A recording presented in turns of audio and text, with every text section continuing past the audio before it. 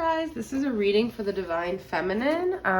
There could be some masculine elements to it, but I just feel like I've talked to a lot of feminines and a lot of them seem to be going through just a lot of like distinct experiences right now. Well, I mean, what else is new really? We always are, but I just thought I'd do a reading for the feminine collective energy. So let's see what wants to come through here today. Today is November 26th. I hope you guys had a good holiday if you're here in the States and you celebrated Thanksgiving. I know the holidays can sometimes be really challenging. Okay, so I'm going to say the first card is just the main overall energy of what the feminine's dealing with, where the feminine is at. Okay. Ooh, 10 of Swords. Okay. This is like endings, okay? This is an interesting 10 of Swords. You know, it's like pieces of the feminine, okay? Fragments. And I feel this could be coming up right now where like past fragments of your old self are coming to the surface, but it's like you're broken. You feel like broken, but at the same time intact. Like you know where you were broken, but you also know like the core of who you are. But you're thinking a lot about endings. You're thinking a lot about also releasing, letting go, and surrendering. I like this 10 of Swords because it's like she's, what's the word I'm looking for? Suspended, like in the air. But it's almost like this invisible force is still supporting her. I mean, she's not on the ground, but at the same time, I feel like she's like lifted. She's like supported through this. So it's like almost like she's being carried through whatever painful period she's going through, to where in the past you may have felt like it was all too much and you were just like left for dead. I feel like now the feminines realize that they can have these endings and they could feel like activated in their pain body in the places where they used to hurt, but they don't carry that narrative or resonate with that person anymore who just can't seem to pick the pieces up of herself. Like you're still holding yourself up and together somehow, and you know that there is a benevolent force doing that for you. Okay, let's see, where are we heading towards after this 10 of Swords ending here? Where are we heading towards? Let's see. Ooh, Justice, Karma. Okay. Libra energy and 2 of Cups reversed.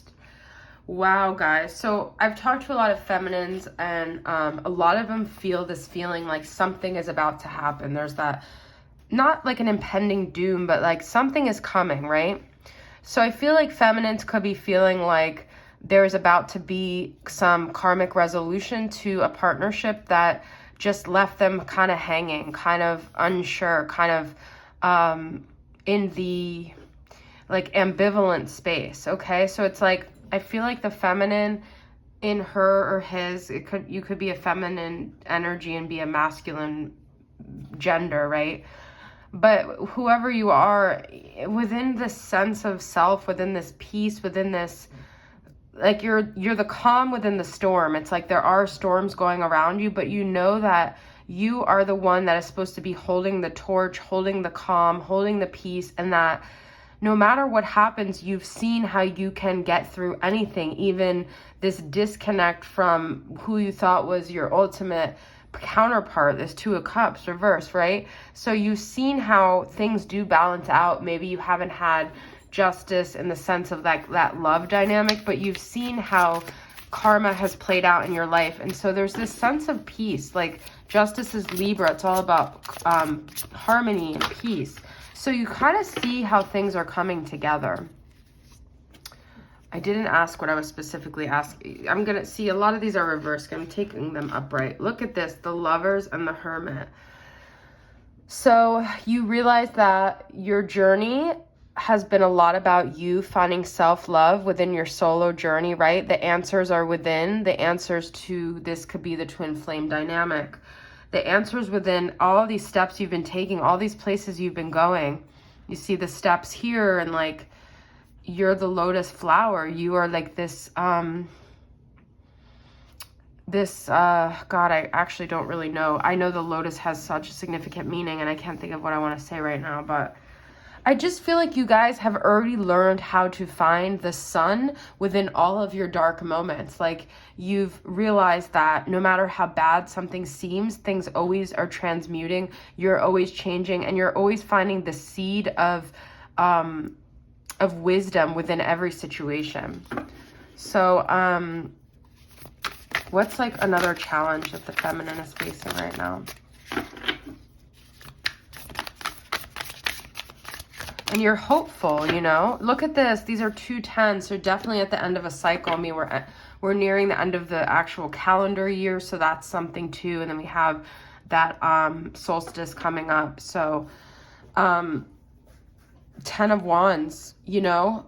I feel like you've learned to take everything that you're carrying and use it to your advantage in some way. Like, you've really shifted your perspective on your journey is hard, things are really hard, but you know that you are the one within even your ancestral line that you could see suffering maybe within your family line, within your family, within your heritage, but you know that, yes, you acknowledge that suffering and you acknowledge that pain and grief and suffering within you, but you realize that you're the one to break the mold, you're the one to break the cycle, and you're the one to change the perspective and to use all of this suffering as a way to help others.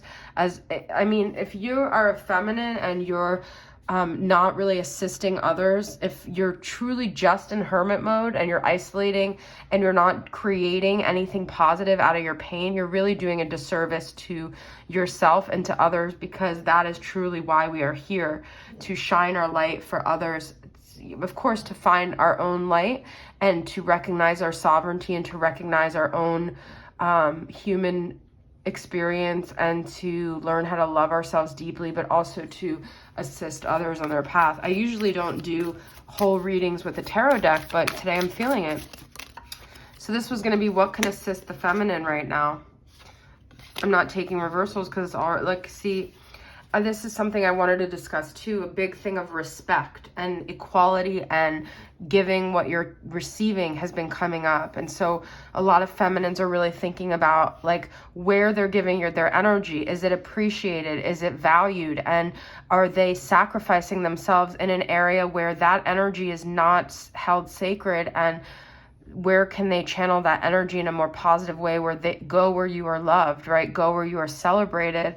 And you might be running into scenarios where you feel disrespected, where you feel like people are either like just taking from you, they're not appreciating you, or they're crapping on you, they're abusing you, they're using you as a punching bag. And I feel like this is not going to work anymore for feminines. Feminines are not going to tolerate this anymore. And it's not even this like extreme resistance to that. It's just this redirection to more productive ways of places of focusing, of channeling their energy.